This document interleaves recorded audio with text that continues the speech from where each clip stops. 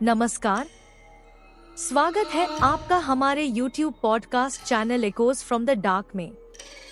आज की कहानी हमें लिखी है प्रकाश जी ने कुमटा, उत्तर कन्नड़ा, कर्नाटक से। कहानी पसंद आए तो लाइक जरूर करें। अगर ऐसी सच्ची घटनाएं सुनने में आप इंटरेस्टेड हैं, तो हमारा चैनल सब्सक्राइब करना न भूलें। तो आज हमारे पास कर्नाटक के कुमटा से प्रकाश राजन का एक बड़ा ही दिलचस्प पत्र आया है। हाँ, और ये कोई आम कहानी नहीं है। बिल्कुल नहीं, मतलब प्रकाश ने हमें सिर्फ एक वाकया नहीं भेजा है, उन्होंने साथ में कुछ और भी भेजा है ना। एग्जैक्टली। एक तो पश्चिमी घाट की दैवा परंपरा पर एक एंथ्रोपोलॉजिकल स्टडी है और दूसरा एक्सट्रीम हाइपोथर्मिया और उसके साइकोलॉजिकल इफेक्ट्स पर एक मेडिकल पेपर। तो आज हम इन तीनों को मिला के ये समझने की कोशिश करेंगे कि 15 साल पहले की उस तूफानी रात को असल में हुआ क्या था। ये एक बेहतरीन केस स्टडी है, आप देखिए, जहाँ विज्ञान, मनोविज्ञान और लोक कथा तीनों आकर एक पॉइंट पर टकराते हैं। हाँ, कहानी है कोडिमने गाँव की, घना जंगल और इंसानी बस्ती जहाँ मिलते हैं। और कहानी के केंद्र में है राघव, उनकी पत्नी सावित्री और उनका 5 साल का बेटा केशव। उनका घर वो गांव का आखिरी घर था जिसके ठीक पीछे जंगल शुरू हो जाता था। प्रकाश ने उस माहौल पर बहुत जोर दिया है। कोई नेटवर्क नहीं, बिजली नहीं। मतलब जब आप मुश्किल में हैं, तो आप असल में अकेले हैं। आप किसी को फोन नहीं कर सकते। और उस शाम मॉनसून की बारिश जबरदस्त। राघव सुबह से खेत पर थे और देर रात तक वापस नहीं आए थे। पत्र में लिखा है कि शुरू में सावित्री को ज्यादा चिंता नहीं हुई, हो सकता है राघव का देर से आना नॉर्मल हो, शायद। लेकिन वो लगातार बारिश की आवाज, घना अंधेरा और जंगल का सन्नाटा, ऐसे में इंतजार धीरे धीरे डर में बदलने लगता है। और फिर देर रात उसे पिछले दरवाजे से एक आवाज आई, एक धीमी, लगातार कराहने की आवाज। पत्र में जो डिस्क्रिप्शन है वो बहुत अजीब है। हाँ, उन्होंने लिखा है न इंसानी न जानवरों वाली, कुछ बीच की। सावित्री ने खिड़की से झांक कर देखा और जो नजारा था वो दिल दहला देने वाला था। क्या देखा उसने? राघव घर के बाहर उस मूसलाधार बारिश में एक साधु की तरह पैर मोड़कर बैठे थे, चेहरा जंगल की तरफ, आंखें खुली पर एकदम खाली। और यहाँ पहली पहेली सामने आती है। पत्र के मुताबिक वो कांप नहीं रहे थे। नहीं, बिल्कुल नहीं। ये फिजियोलॉजिकली बहुत ही अजीब है। देखिए, हमारा शरीर जब ठंडा होता है तो गर्मी पैदा करने के लिए कांपता है, शिवरिंग, है ना? ये एक इनवॉलंटरी रिफ्लेक्स है। तो घंटों तक उस बारिश में बिना कांपे बैठे रहना, ये अपने आप में एक बहुत बड़ा रेड फ्लैग है। सावित्री ने उसे आवाज दी, फिर चिल्लाई, पर कोई जवाब नहीं। सिर्फ वो कराहने की आवाज आती रही। फिर उसने हिम्मत करके दरवाजे के नीचे से एक लंबी लकड़ी डालकर राघव को छुआ, और जो उसने महसूस किया वो शायद इस पूरी घटना का सबसे अविश्वसनीय हिस्सा है। हाँ, ये हिस्सा किसी भी तार्किक व्याख्या को सीधी चुनौती देता है। उसने लिखा है कि उसे लगा जैसे किसी पत्थर को छुआ हो, सख्त और बेजान, न इंसान की त्वचा जैसा न मांस जैसा। ये मेरी समझ से तो बाहर है। एक जिंदा इंसान की त्वचा पत्थर जैसी सख्त कैसे हो सकती है? वही तो। उसने कांपते हुए हाथ में चाकू लेकर अपने बेटे के साथ पूरी रात गुजार दी, और बाहर वो आवाज एक पल के लिए भी नहीं रुकी। सुबह गांव वालों की मदद से जब राघव को अंदर लाया गया तो वो बेहोश थे, पर जिंदा थे। हाँ, शरीर गर्म था, और जब होश आया तो उन्हें कुछ भी याद नहीं था। कुछ भी नहीं, सिवाय एक बात के कि वो जंगल के रास्ते में उस बरगद के पेड़ के नीचे बने छोटे से मंदिर के पास से गुजरे थे। और यही गांव वालों को उनका जवाब मिल गया। वो मंदिर काडू देवा का था। तो हमारे पास 3 मुख्य पहेलियां हैं। पहला, राघव का शरीर ठंड पे रिएक्ट क्यों नहीं कर रहा था। दूसरा, उनकी त्वचा पत्थर जैसी सख्त क्यों महसूस हुई। और तीसरा, वो बिना रुके लगातार कराह कैसे रहे थे। तो चलिए पहली पहेली से शुरू करते हैं। वो मेडिकल पेपर इस बारे में क्या कहता है? जरूर। देखिए, जैसा मैंने कहा, शिवरिंग ना होना एबनॉर्मल है, लेकिन जो मेडिकल पेपर है वो एक्सट्रीम हाइपोथर्मिया में होने वाले कुछ और भी अजीब व्यवहारों का जिक्र करता है। जैसे एक फिनोमेनन है पैराडॉक्सिकल अनड्रेसिंग, जहां बुरी तरह ठंड से जम रहे लोग अचानक अपने कपड़े उतारने लगते हैं। उनके दिमाग को गलत सिग्नल मिलते हैं कि उन्हें गर्मी लग रही है। अच्छा, ये तो मैंने सुना है, लेकिन राघव का केस तो इसका ठीक उल्टा है। वो तो एक मूर्ति की तरह बैठे थे। एग्जैक्टली। विज्ञान के पास अजीब उदाहरण तो हैं, पर कोई भी इसमें फिट नहीं बैठता। और दूसरी पहेली, शरीर का पत्थर जैसा हो जाना। हाँ, देखिए, मेडिकल लिटरेचर में कैटाटोनिक स्टेट्स का जिक्र है, जो कुछ मानसिक बीमारियों या सिवियर ट्रॉमा से जुड़ा हो सकता है। इसमें मांसपेशियां घंटों तक एक ही पोजीशन में अकड़ जाती हैं। लकड़ी जैसा सख्त। हाँ बिल्कुल। तो क्या ये पॉसिबल है कि राघव किसी तरह के कैटाटोनिक ट्रांस में चले गए हों? शायद जंगल के अंधेरे, अकेलेपन और थकान के स्ट्रेस की वजह से? ये एक संभावना है।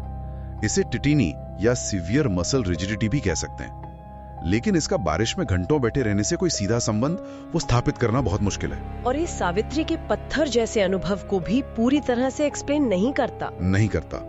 रिजिडिटी होती है, पर पत्थर जैसा फील होना एक बहुत सब्जेक्टिव और एक्सट्रीम डिस्क्रिप्शन है। और वो कराहना लगातार। हाँ, तीसरी बात, बिना सांस लिए लगातार कराना, ये फिजिकली असंभव है। हमारी वोकल कॉर्ड्स को आवाज पैदा करने के लिए हवा के बहाव की जरूरत होती है। मतलब विज्ञान हमें कुछ टुकड़े तो दे रहा है, पर वो मिलकर उस रात की पूरी तस्वीर नहीं बना पा रहे। तो चलिए अब उस दूसरी एक्सप्लेनेशन पर आते हैं जिसे गांव ने माना, काडू देववा। हाँ, और ये मुझे फैसिनेट करता है। कोडेम मैने के लोगों के लिए ये कोई पहेली थी ही नहीं। उनके लिए जवाब साफ था।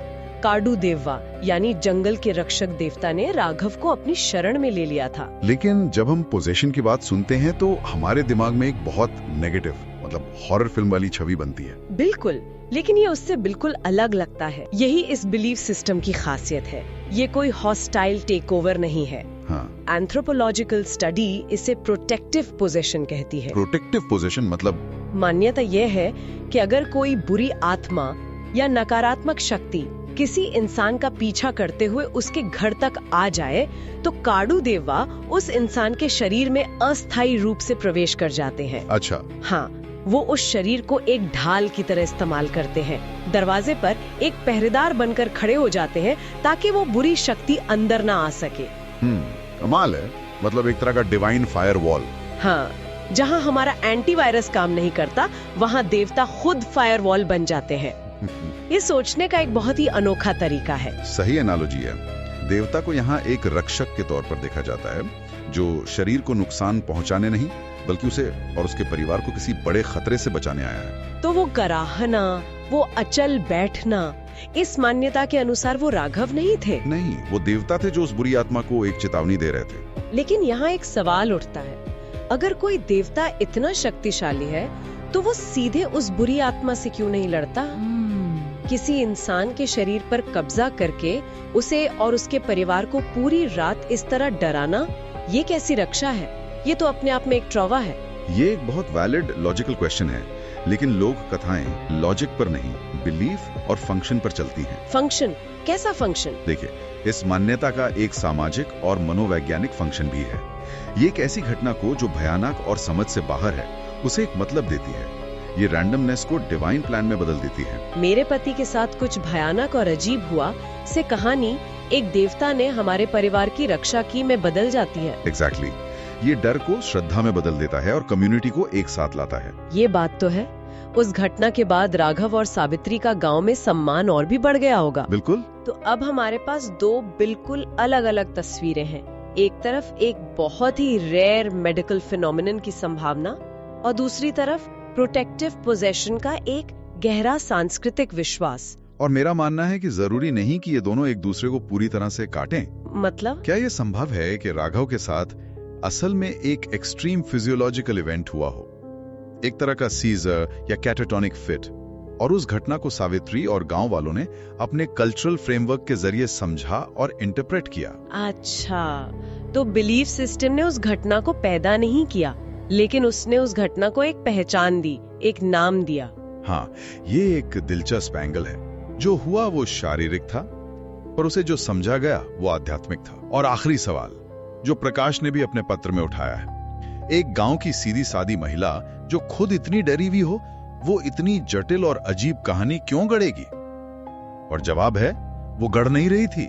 साइकोलॉजी हमें बताती है कि बहुत ज्यादा तनाव और डर की स्थिति में हमारी परसेप्शन बदल सकती है। तो आप कह रहे हैं कि उसने जो देखा वो सच नहीं था? नहीं, मैं ये नहीं कह रहा। उसने जो देखा और महसूस किया वो उसके लिए 100% सच था। हो सकता है राघव की मांसपेशियां सच में बहुत सख्त हों और उसके डरे हुए दिमाग ने उसे पत्थर जैसा इंटरप्रेट किया हो। उसके बयान में जो सच्चाई है वो उसके अनुभव की सच्चाई है। बिल्कुल। भले ही उसकी ऑब्जेक्टिव रियलिटी कुछ भी रही हो। तो आखिर में हम वहीं पहुंच जाते हैं जहां से शुरू हुए थे, एक रहस्यमयी रात और एक अनसुलझी पहेली। विज्ञान कुछ रास्ते दिखाता है पर कोई भी मंजिल तक नहीं पहुंचता। और विश्वास एक ऐसी कहानी देता है जो सुकून तो देती है पर सबूत नहीं। पश्चिमी घाट जैसी जगहों पर जहां प्रकृति आज भी अपने पूरे रहस्य के साथ मौजूद है, वहां ये सिर्फ कहानियां नहीं होती। सही बात है। ये हमें याद दिलाती है कि तर्क और विज्ञान के दायरे से बाहर भी बहुत कुछ है जिसे इंसान महसूस करता है।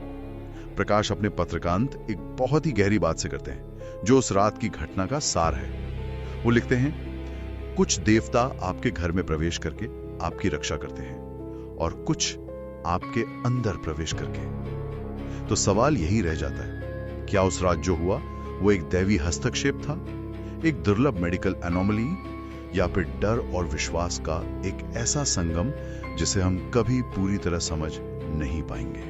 इसका जवाब शायद हमेशा उस जंगल के अंधेरे और उस मूसलाधार बारिश में ही छिपा रहेगा। ये कहानी सुनने के लिए बहुत बहुत धन्यवाद। अगर आप भी हमारे साथ अपना एक्सपीरियंस शेयर करना चाहते हैं तो लिख दीजिए हमें अपनी कहानी। हमारा ईमेल आईडी है ecosfromthedark.official@gmail.com। आपकी कहानी का इंतजार रहेगा। फिर मिलते हैं अगले एपिसोड में। चैनल को सब्सक्राइब करना ना भूलें।